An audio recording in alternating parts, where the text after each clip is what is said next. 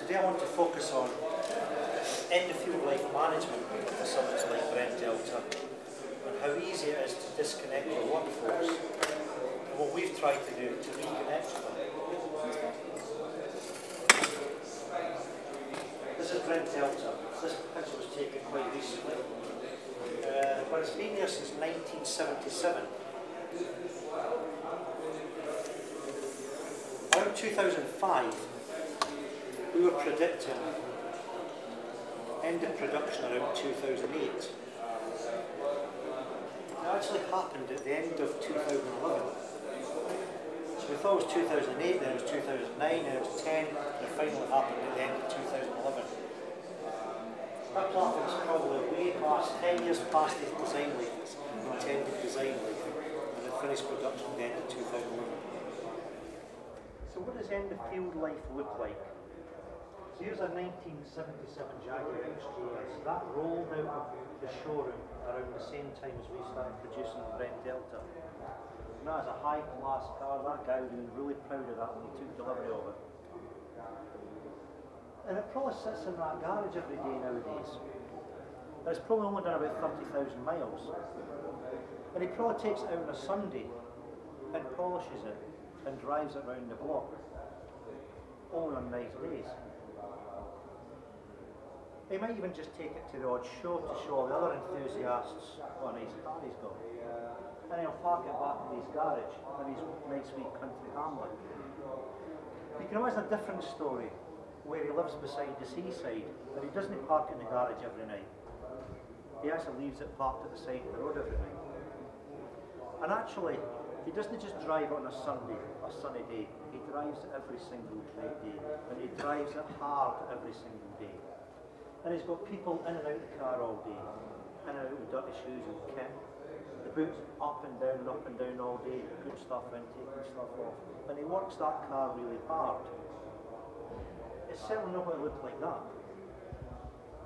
Things will start to break. Things will run out. There'll be new tyres, new bushes, new starter motors, new clutches, new tyres. And he'll have to spend a lot more money and it'll take a lot more effort to keep it going. And he'll be in the garage all the time. And he'll be in the garage all the time to keep it on the road, because that guy needs that car on the road every single day. And that becomes a tall order when you're using something every single day and it's old. And here's one of our other fine industries in Scotland, the whisky industry. That's a 10-year-old bottle of Macallan. I bet most of you have tried it. We started talking about the end of field or the end of production on Brent Delta around 2005, 2006. It actually happened at the end of 2011. But the last guy will leave that platform sometime between the end of 2015 and the end of 2016. That's 10 years after we first started saying Delta's coming to an end. 10-year period. So when we start talking about the end of field life on a platform like Brent Delta, we're talking about 10 years, or something approaching 10 years. What does end of field life feel like? Well, we've got guys on Brent Delta that have been there for 10, 20, 30 years. We've got guys that have been there for 30 years. In fact, we calculated one guy a few months ago, he'd actually spent 10 years of his life actually on that platform. 10 years of his life's been living on Brent Delta. And then we start talking to these guys about, well, it's all coming to an end. And these guys start wondering, well, the end is now, what do I do? I don't want to go anywhere else.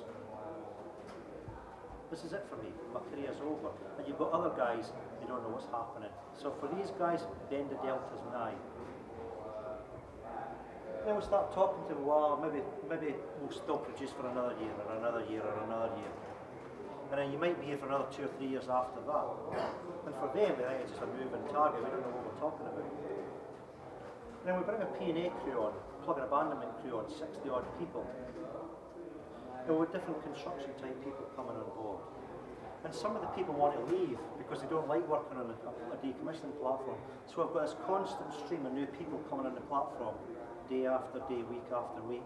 And we can't retain people because decommissioning is not that sexy. And they don't want to work in plug and abandonment when there's other jobs. So we get this turnover of people that we can't control. because it's not as sexy as we always thought it would be. And then the people start to feel, well, we're a low priority, and people don't care about us, and they're not listening to us, they're not talking to us, they don't hear us. So they become disenchanted. The outcome of that is we have low morale, low motivation, and we get a lot of uncertainty. People don't know what's happening. They don't know what's happening to them, they don't know what's happening to their jobs, they don't know whether they'll have another job, they don't know whether we'll ask them to go to a different platform, they don't know if when we hit a different phase of decommissioning they'll have a different job to do. There's a whole complete uncertainty, low morale, and what does that do? It gave us an increasing safety problem. We hit record highs of TRCF on Brent Delta and we sustained that for 2 years.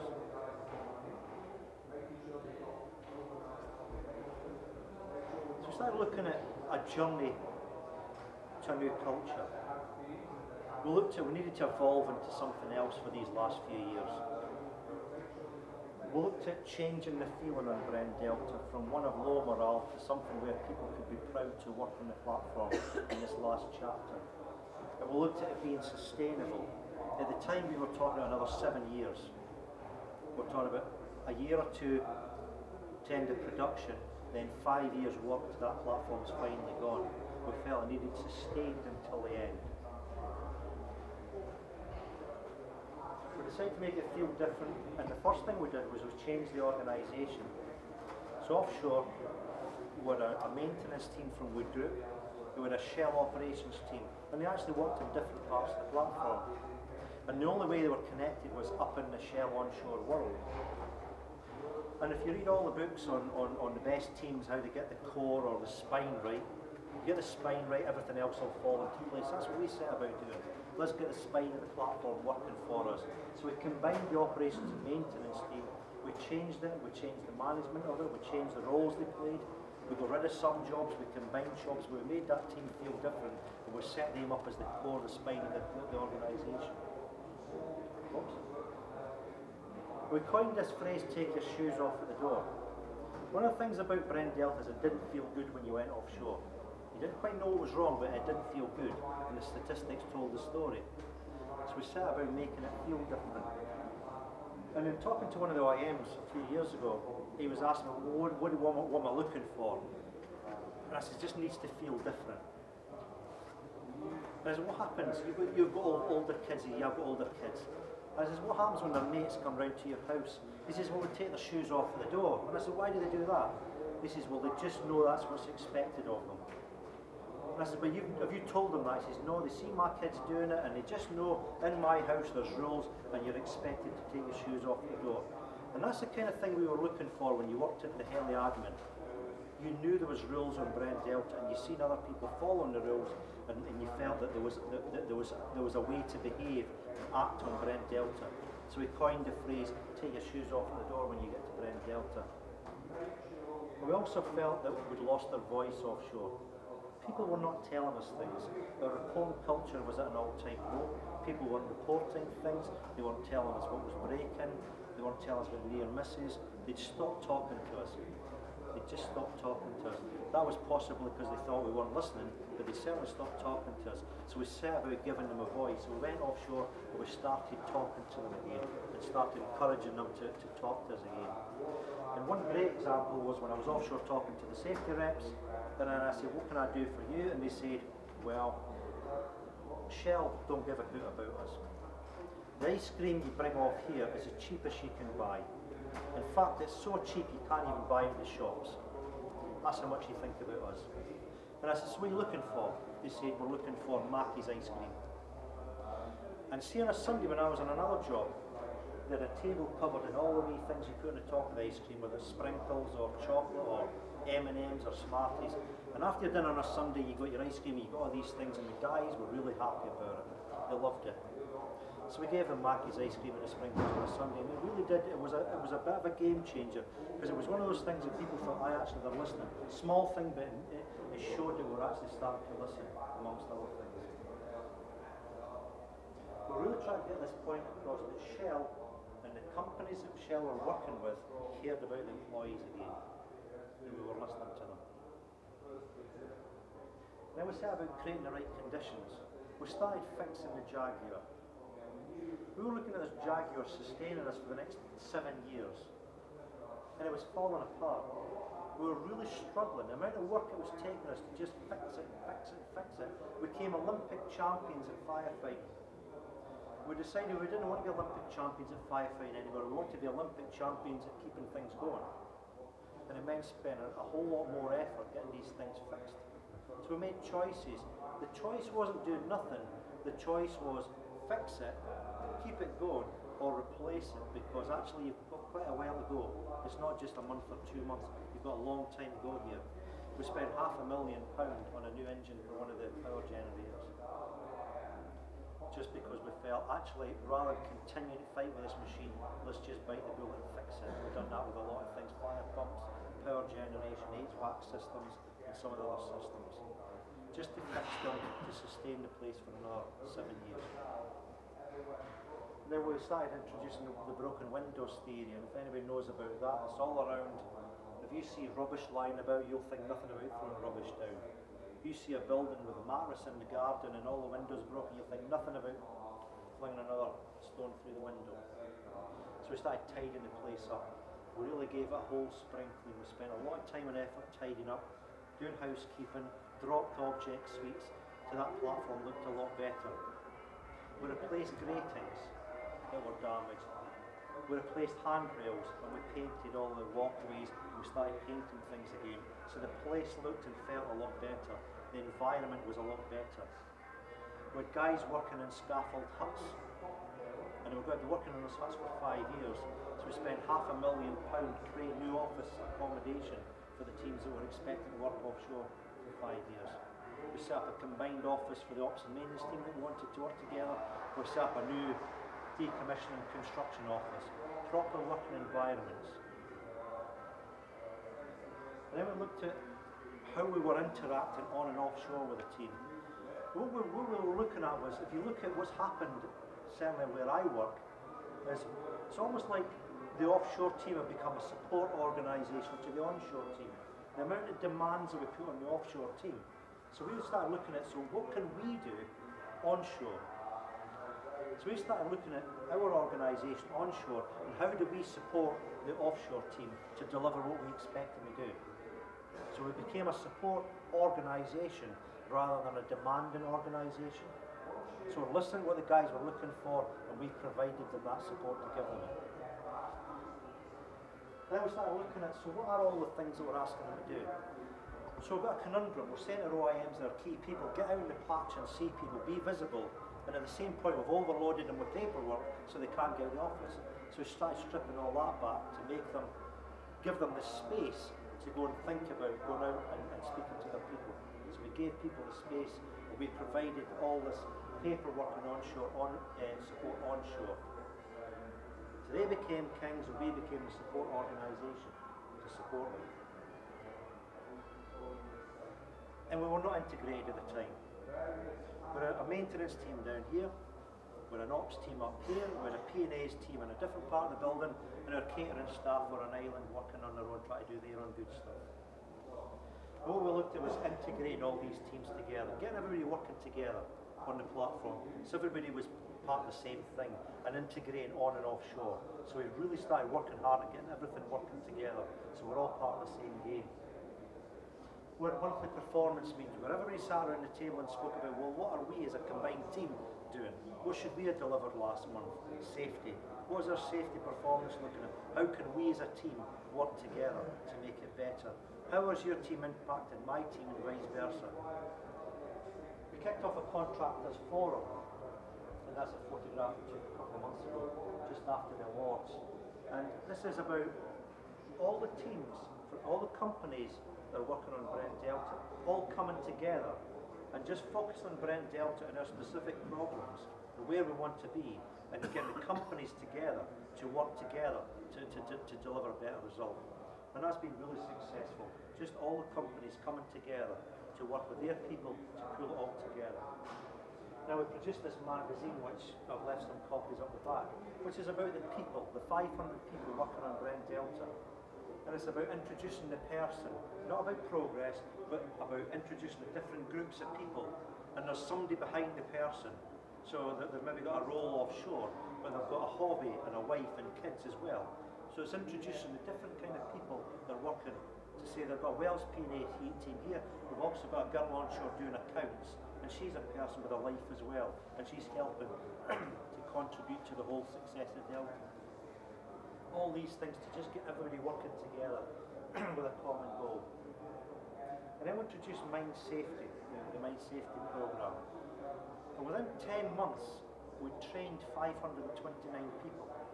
And that is from a 3-hour training course to a 1-day training course, 3 days, and some even on a 5-day training course, depending how your role in mine safety. And we've done this offshore. It's really difficult to get all the people, everybody from offshore into hotels when they want to go home and do their home stuff and come back. So we trained the mine safety coaches to go offshore and train the people in the workplace. So we released the people from the workplace to go on the 3-hour training courses. And then we released them from the workplace to go and actually do the 3-day coach courses. And by the time we'd finished with Christmas, we'd actually trained 529 people, and we'd spent 4,000 hours of classroom training since May. Massive effort to get people on the mine safety journey. What did that do for us? It gave us a common language. It meant everybody on Brent Delta, whether you're a manager or part of the workforce, we all had a common language. We're always all using the same language. We're all speaking about the same thing, where we wanted to go and how we were going to get there. Allowed us to set goals as a team. Not management goals, but team goals that we all bought into. And it taught us to look towards the goal rather than always beating ourselves up about what's happened and what's went wrong. We're well inclined to always talk about bad things that have happened to us. And what this mine safety taught us was to stop talking about what's bad and look at where we want to be and what we need to be doing as a team with positive conversations to get to where we want to be. So it's not forgetting what happened, we learn from them, but we're always looking forward to where we want to be, where we want to get the team to. And we celebrated success. Every second Tuesday offshore we had a celebration meal, the guys got together and we handed out presentations to guys that contributed most to the safety performance. And these guys were selected by the 971 reps and the mine safety coaches. They weren't management prizes. They were prizes from the guys to the guys, and these became very successful. And what did all that do for us? I think we reconnected with the organisation. I'm pretty sure we're not finished yet, but I think the connection and the re-engagement with the workforce has been fantastic, and I think our stats speak for themselves. A month ago, we were sitting at a 5-year low for TRCF in Brent Delta, and that's kind of where we wanted to be with this. So safety performance is good, and we've actually got our teams all working together again and talking to us. And that's the end of the presentation. So, anybody got any questions? What would you do differently? You've obviously gone from a production operation, the end comes nigh, you lose confidence, experienced people through that sort of negative view.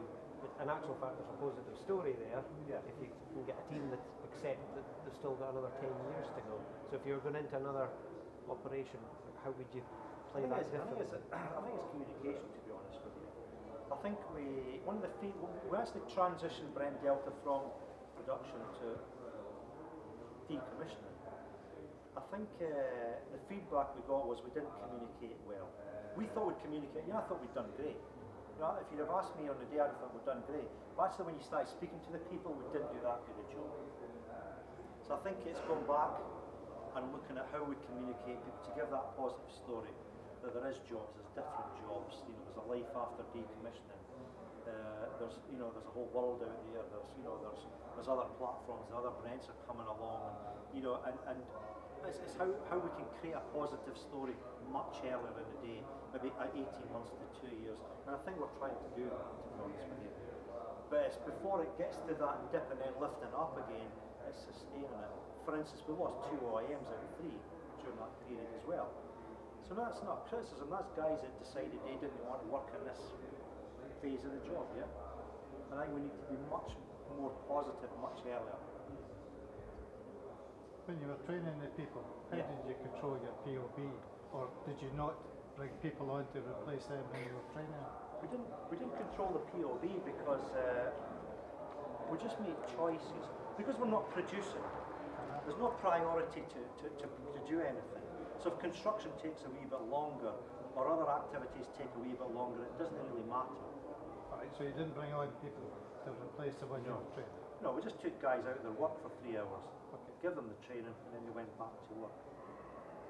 And actually, the interesting thing is, some of the guys enjoyed it so much, and it wasn't me that done the training, it was somebody else, but they went back a second time to hear it again. So we got so much energy by the guys who really want to be involved in this. But no, we didn't actually backfill them, no. We did if they were on shore doing the 3-day courses, yeah? Okay. We're releasing them then with the proper course. Anything else? When you do come to the end of this next period, Yeah. Are you looking at development plans for the teams to go to other installations? Or? We're now looking at Alpha and Bravo, and what we do about Alpha and Bravo, because they're coming to the end of their life, probably the end of 14. So we are going through that kind of looking at, so what do we do in the organisation to set ourselves up better the next time? Whether we bring OIMs across or other people, you know, to try and move the people around a bit better. The good thing is we're working with the same companies, so it's not just Shell, it's Wood Group, PSN, it's Stock, it's Archer, we're all in it together right across the business. So it makes it easier that we can play these games, yeah. But it's a big effort. Yeah. Any other questions? Okay, thanks for listening.